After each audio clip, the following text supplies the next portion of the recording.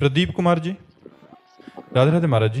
महाराज जी, मृत्यु तो परम सत्य है, परंतु इस बात मृत्यु है ही नहीं यार, मृत्यु को क्यों सत्य कहते हो? मृत्यु सत्य है, परमात्मा सत्य है या मृत्यु सत्य है? न जन्म सत्य है न मृत्यु सत्य है यार। काहे को व्यर्थ की असत्य भाषा को सत्य कर रहे हो? यही तो हमारा भ्रम बैठ गया है। अजन्मा का कभी जन्म हो सकता है, तुम अजन्मा हो। नैनम छिंदन्ति शस्त्राणि नैनम दहति पावका न चैनम क्लेदेन्त्यापो न सोचेति मारुता। न आग्नेयास्त्र में सामर्थ्य, न वायुवास्त्र में, न वरुणास्त्र में कि तुम्हें मार सके। मृत्यु किसकी होती? किसी की नहीं होती। पंचभूत पंचभूतों में परिवर्तित हो जाते हैं, मिल जाते हो आत्मा अपने स्वरूप में भी। कौन मरा? कोई नहीं। एक भ्रम, इस शरीर की आसक्ति, वही आपको मृत्यु मृत्यु वही आपको बहुत भयावह नजर आ रही है। क्योंकि पत्नी छूट जाएगी, पुत्र छूट जाएगा, भोग छूट जाएगा, बैंक बैलेंस छूट जाएगा, मकान छूट जाएगा, ये मृत्यु नहीं। मृत्यु किसकी? अविनाशी आत्मा की कभी मृत्यु होनी नहीं। पंचभूत पंचभूतों में मिल जाते। मरा कौन? कोई नहीं। हमें बताओ ना, इतने विज्ञ जन बैठे, कौन मरा? जल तत्व मरा क्या? वो जल में मिल गया। वायु तत्व मरा क्या? वो वायु में मिल गया। अग्नि तत्व मरा क्या? अग्नि में मिल गया। आकाश तत्व आकाश में मिल गया। पृथ्वी तत्व पृथ्वी में मिल गया। आत्मा सूक्ष्म शरीर से आगे बढ़ गई। कौन मरा? केवल परिवर्तन हुआ। परिवर्तन ही नाम संसार है, मृत्यु नहीं। मृत्यु सत्य नहीं। क्या कहना चाहते हो? महाराज जी, भगवत प्राप्ति ना हुई तो मृत्यु के समय नाम स्मरण ना हुआ तो महाराज जी हाँ, ये तुम्हारा प्रश्न बहुत सम्माननीय है। यदि हम जीवन भर नाम जप करते हैं तो अंतिम समय जब हमारी बेशुद्ध अवस्था या मूर्छावस्था होती है तो मेरा इष्ट स्मरण बनता है। मेरे भगवान की जिम्मेवारी उस समय होती है कि उस समय हमारे हृदय में स्मरण देते। किसी संत को भेज देंगे वह या स्वयं स्मृति बनकर बैठ जाएंगे। नामे भक्ता प्रणश्यति, मेरे भक्त का नाश नहीं होता। यदि जीवन भर भजन किया है तो अंतिम समय भगवान स्मरण बन जाएंगे। अंतिम समय स्वयं करुणा करके भगवान आएंगे या कोई संत भगवान आएगा, आपका कल्याण हो जाएगा। पक्का पक्का पक्का, इसमें कोई संशय नहीं। राधे महाराज जी। महाराज जी, मेरा प्रश्न है कि आप जीवन में सबसे ज्यादा आनंदित कब हुए थे? वो कौन सा क्षण था?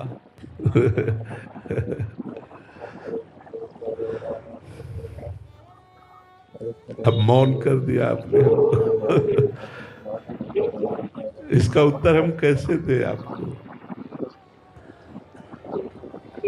कितनी प्रवीणता से उत्तर दे तो भी हमसे उत्तर नहीं देते बने बगा कि वो क्षण। अब हम बहुत गंभीरता से कह रहे कि हमारे जीवन का सबसे बड़ा वो क्षण था जिस दिन गुरु जी ने हमें स्वीकार किया। फिर जिस दिन गुरु जी की कृपा से इष्ट ने स्वीकार किया उससे, और फिर जिस दिन इष्ट की कृपा से उनकी लीला गुणों ने स्वीकार किया। अब हम क्या बताएं, एक से एक बढ़कर है। कैसे तुम्हें बताएं, कैसे तुम्हें बताएं? बस इतना समझ लो कि हमारे लिए परम मंगलमय दिन, परम आनंदमय दिन था जिस दिन सर्वप्रथम गुरु जी ने मुझे स्वीकार किया। फिर गुरु कृपा से जब इष्ट ने स्वीकार किया, फिर जब इष्ट ने अपने लीला गुण नाम का रसास्वादन दिया, ये सब आनंदमय है। उसके हम क्या व्याख्या करें? चूंकि वाणी की सामर्थ्य नहीं कि हृदय की बात कह सके। हृदय में वाणी नहीं है, वाणी में हृदय नहीं है।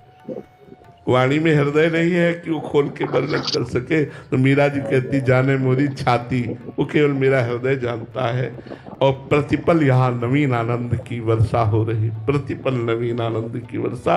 और हम प्रारंभिक 3 शब्दों में कह सकते हैं कि पूज्य गुरुदेव भगवान की शरणागति और पूज्य गुरुदेव भगवान की कृपा से इष्ट की स्वीकृति, इष्ट की स्वीकृति से उनके नाम रूप लीला धाम का जो आसक्तिमय आनंद है वो प्रतिपल वर्धनशील है, वो प्रतिपल नवीन नवीन आनंद दे रहा है। अब हम कैसे उसका वर्णन करें?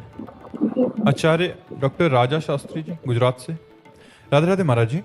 महाराज जी, ईश्वर की भक्ति पूजा कड़क नियमों के साथ करनी चाहिए या सरलता पूर्वक करनी चाहिए? क्योंकि परमात्मा तो सब बंधन से मुक्त करने वाले हैं। वेद भी यही कहता है कि परमात्मा सरलता और प्रेम से मिलते हैं। नहीं, कड़क की भी जरूरत है, सरलता की केवल जरूरत नहीं है। सरलता दूसरों के साथ, कड़क अपने साथ। हम लोग उल्टा करते हैं, कड़क दूसरों से, सरलता अपने से। तो हमें कड़क की जरूरत है अपने ऊपर और सरलता की जरूरत है दूसरों के ऊपर। भक्त दूसरों के लिए सरल होता है, अपने लिए कठोर नियमों वाला होता है, अपने लिए कड़क होता है, जिससे हम विकारों से बचेंगे, जिससे हम क्षमावान बनेंगे, जिससे हम उदार बनेंगे, जिससे हम भगवत प्रेमी बनेंगे। अपने लिए कठोर और दूसरों के लिए क्षमावान।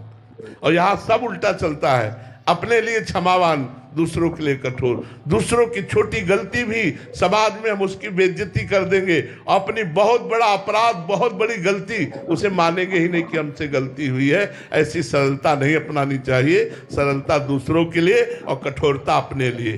संत अपने लिए कठोर होता है, दूसरों के लिए सरल होता है। अपने नियमों के पालन करने में वो प्राणपण से सुदृढ़ होता है, लेकिन दूसरे से नियम त्रुटि हो जाए तो क्षमा करके भी उसे वही फल प्रदान करता है जो नियम का फल प्राप्त होता है। बड़ी से बड़ी गलती को क्षमा कर देते हैं। ये उनकी उदारता, सरलता दूसरों पर, लेकिन कठोरता अपने पर। जो नियम लिया उसे कठोरता पूर्वक निर्वाह करना, ये हमारा संयम होगा। लेकिन दूसरे के प्रति सरल और क्षमावान बनना, ये हमारा परम भक्ति का स्वरूप होगा। समझ पा रहे हैं आप? दोनों की जरूरत है। राधे राधे महाराज जी।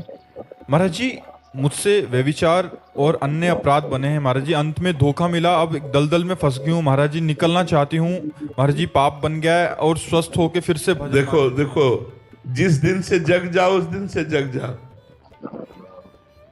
आप तो बहादुर हैं जो सभा में अपनी बात करें।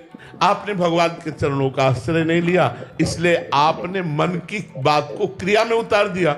क्रिया से व्यभिचार में, अब व्यभिचार ये स्वाभाविक है, क्योंकि जब तक हम भगवान की शरण में होकर भजन नहीं करेंगे तब तक हमारी बुद्धि व्यभिचारिणी तो रहेगी, अब व्यभिचारिणी थोड़ी हो जाएगी।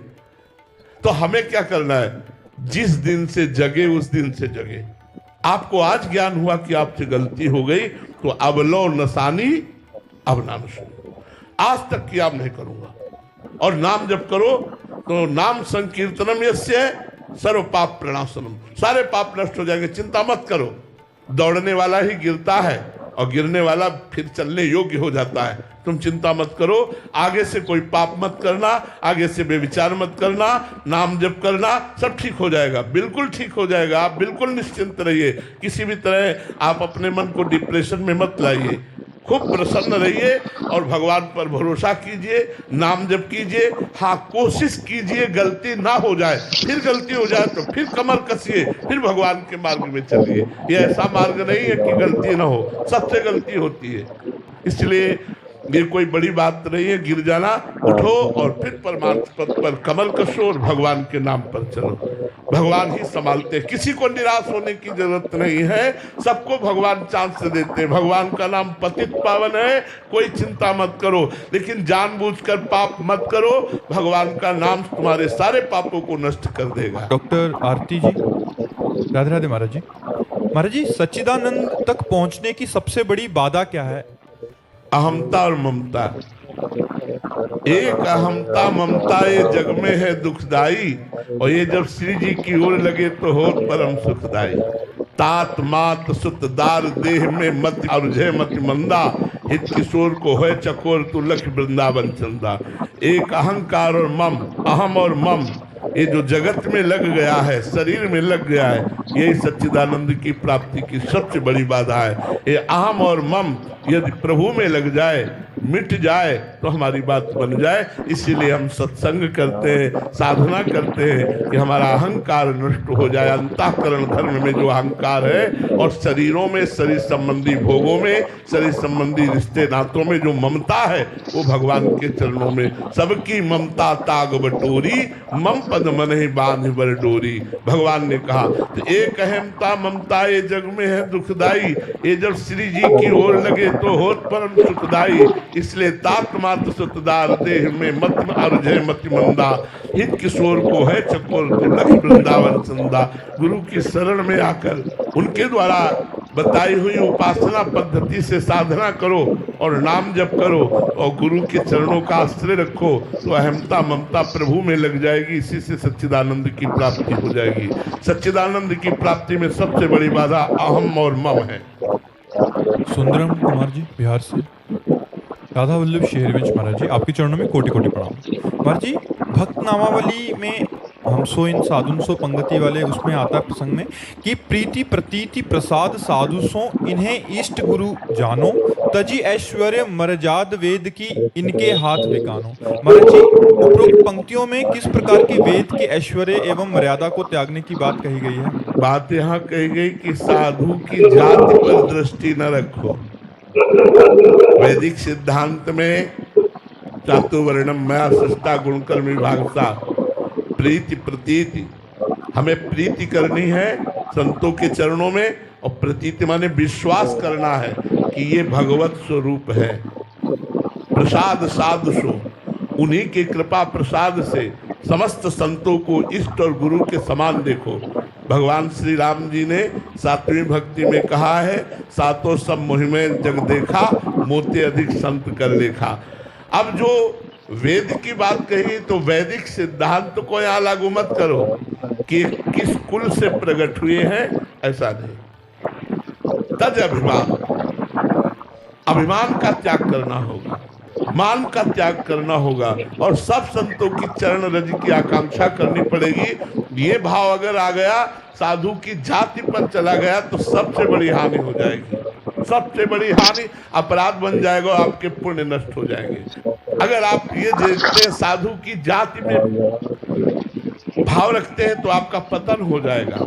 वो चाहे कोई भी, अहोवत सुपत्रो गरीयान यज्ञागे वर्तते नाम तुभ्यम, यदि वो भगवान की भक्ति में है तो कोटि कोटि विप्रों से भी बढ़कर वो नमस्कार योग्य है, वो प्रणाम है, वंदनीय है। इसलिए कभी किसी भक्त पर जाति पक्ष न देखिए कि ये किस जाति के हैं, इसलिए वहां मना किया गया है। प्रीति प्रतीति प्रसाद साधु सो इन्हें इष्ट गुरु मानो, तजी ऐश्वर्य मर्याद वेद की इनके हाथ बिकानो, बिकानो इनके हो जाओ, संतों के हो जाओ, बात बन जाएगी। साधु संग लग जाओ, तुम्हारा जीवन पार हो जाएगा, आनंद मगन हो जाओगे। इनसे अभिमान मत करो, जात अभिमान न कीजिए।